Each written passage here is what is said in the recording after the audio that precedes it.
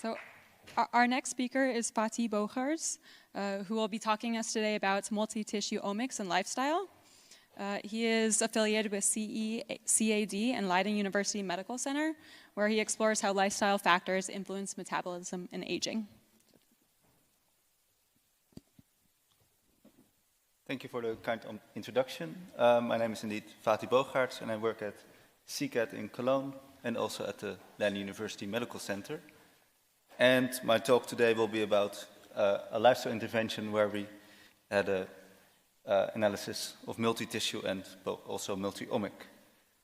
The group in Leiden focuses on healthy aging, and we have different sort of studies and analyses.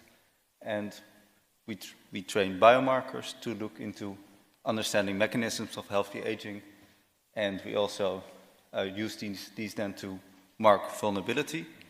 But the talk today will be about a lifestyle intervention, and part of the work presented here today is now in discussion for being patented, so I cannot give all the precise names of some proteins. So we have a lifestyle intervention that was performed a number of years ago, and this was called the Growing Old Together study. And the main aim of this intervention study was to improve metabolic health through a relatively mild lifestyle change. And this change was a reduction of caloric intake by 12.5% in combination with an increase of physical activity, also by 12.5%. And this was then for a duration of 13 weeks, and the participants were relatively healthy at baseline, and they had an age of 63 on average, a BMI of 27, and there were 164 of them. And when we compared the post-intervention measurements to the baseline measurements, we saw that both men in the light blue box plot and women in the dark red box plot reduced significantly in their BMI level, also in their whole body fat percentage level, and lastly, the people who had elevated blood pressure at baseline also reduced their levels significantly. But besides these three measurements, we also took a range of other types of samples, including blood, urine, subcutaneous adipose tissue, and muscle tissue.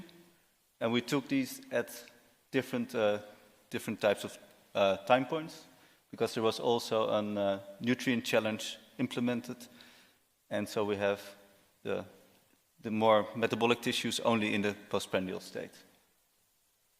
And we use these measurements or these samples to really perform different types of measurements, ranging from the genome all the way to the proteome and metabolome. And today the talk will be focused on the transcriptome and the proteome. And the transcriptome we have in the postprandial blood, fat, and muscle tissues, and the proteome only in the fasting blood measurements.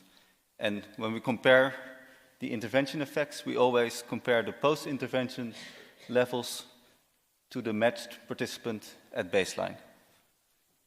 And so in this talk, I will try to answer three different questions. First off, what is the effect of the go-to intervention on the transcriptomes of these three tissues and the fasting blood proteome? Secondly, are these effects in any way related to the metabolic health measurements that we have also taken? And lastly, do we see any association between the three transcriptomes and the blood proteome? So, first results are very minor. And so the blood expression level, this is represented here in a standard volcano plot, with a log2 fold change on the x-axis, and the min log 10 of the FDR-adjusted p-value on the y-axis. And all the yellow genes are significantly differentially expressed. And as you can see, there's only one, and it's only in the male participants and not in the female participants. So there's a very minor effect in blood, very weak. And this is a very different story when we look at the second tissue, which is subcutaneous adipose tissue, where we see both a strong downregulation of a set of genes, a strong upregulation, and we see this effect in both the male and the female participants, and it's a stronger effect in the female participants. So a very different effect to blood indeed. And in muscle, there's yet a different pattern, where it was in the adipose tissue both down and upregulated. In muscle, about 90% of these genes were actually upregulated. And this effect was similar in the two sexes, but more strongly present in the male participants. And our next step was to see what are then the pathways that are overrepresented in these yellow genes compared to all the genes that we've measured in a tissue. And when we look at the adipose tissue, we see a few different pathways pop up. And these have to do with, part of them have to do with HDL remodeling, which is upregulated, and some signaling pathways, which are downregulated in the female samples, and a few other pathways pop up, but it's a bit of a diverse pattern. And in muscle, since we saw that almost all of the significantly changing genes were upregulated, all of these pathways are also upregulated, and many of them are related to extracellular matrix organization or into different collagen types of relationships.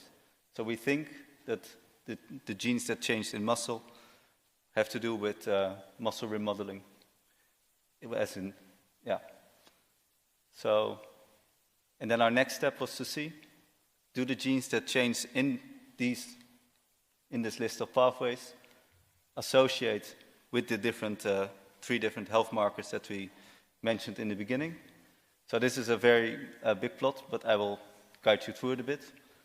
So on the y-axis, we have all those same types of pathways. On the x-axis, we have the three different metabolic health markers that I mentioned in the beginning. And we'll look, if we look into the expression levels of these genes in the different tissues, do we pick up something, even if you only select only a part of these genes, do you pick something up in blood, adipose tissue, or muscle tissue in relation to these health markers? And there's a very big effect, but only in one tissue. So the color of the heat map shows the strength of the effect, blue negative, red positive, and the amount of asterisks is the FDR-adjusted p-value. And as you can see here, in adipose tissue expression levels, there's a lot of significant associations, especially with BMI and whole body fat percentage. And this is both for the adipose-specific pathways and for the muscle tissue pathways. And this effect is not present in blood and only slightly in muscle.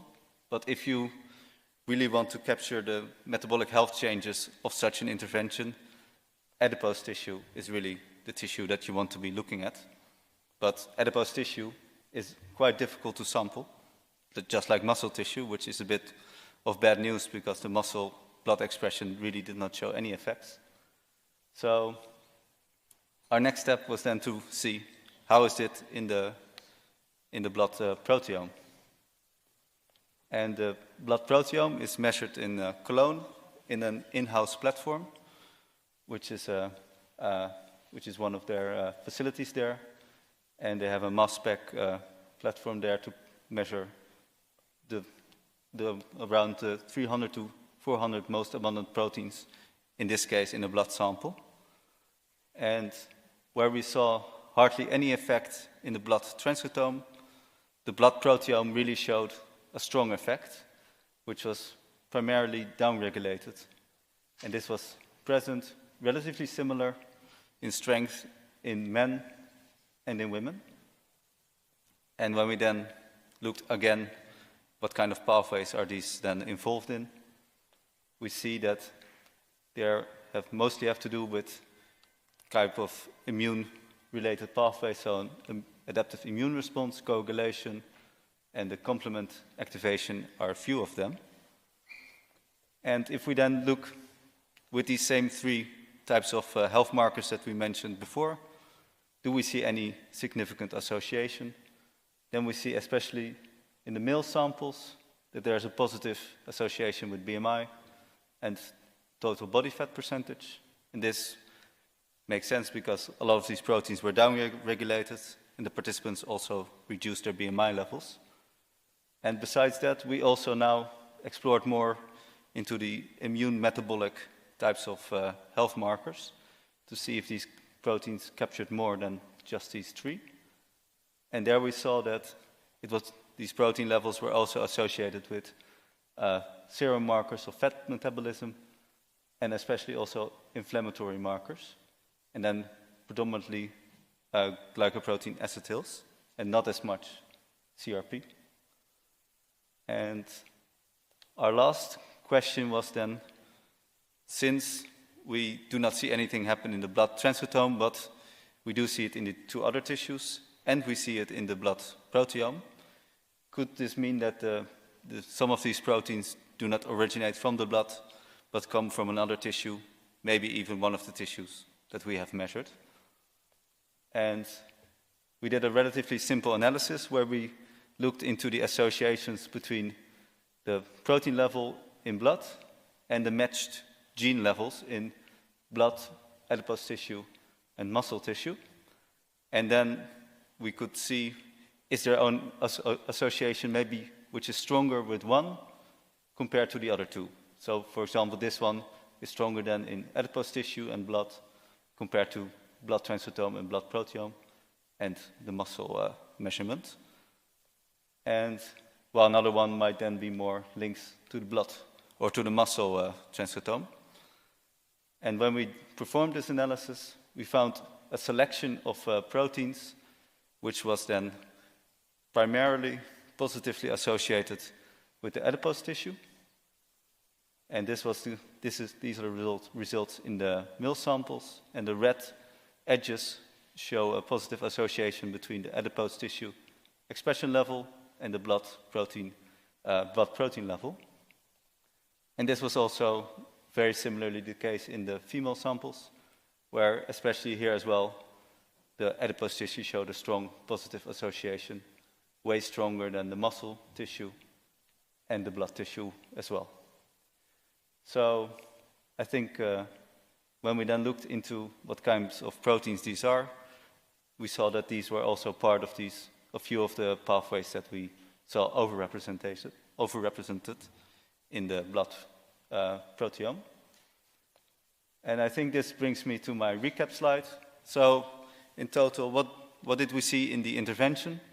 We saw that the intervention did not change the blood transcriptome, but in adipose tissue, we saw both some proteins, some genes which were upregulated and others which were downregulated, and these were involved in lipid remodeling and some signaling pathways. While in muscle, we saw collagen-related pathways and ECM modifications, both upregulated, and we saw especially that the signaling, the adipose tissue was then associated with the BMI and whole body fat percentage. Next, we saw that in the blood proteome there was a massive downregulation of proteins, and these were also with BMI and whole body fat percentage associated. And additionally, we also explored the association with different immune metabolic health markers. And lastly, we found that a large part of these proteins were then strongly associated positively with the adipose tissue transcriptomics. And what we then lastly did was to also look in the Human Protein Atlas to see if any of these proteins were known to be expressed in adipose tissue, and we indeed found that a few of them were, and they were also known to not be expressed in blood, but to be secreted. So this strengthens our findings.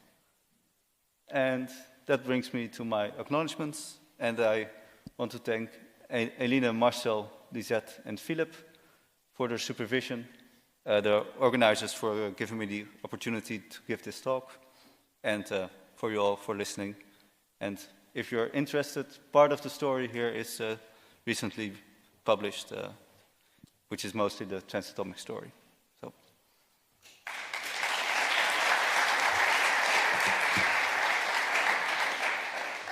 Okay, Fatih, thank you. Thank you very much for your presentation. So, do we have questions?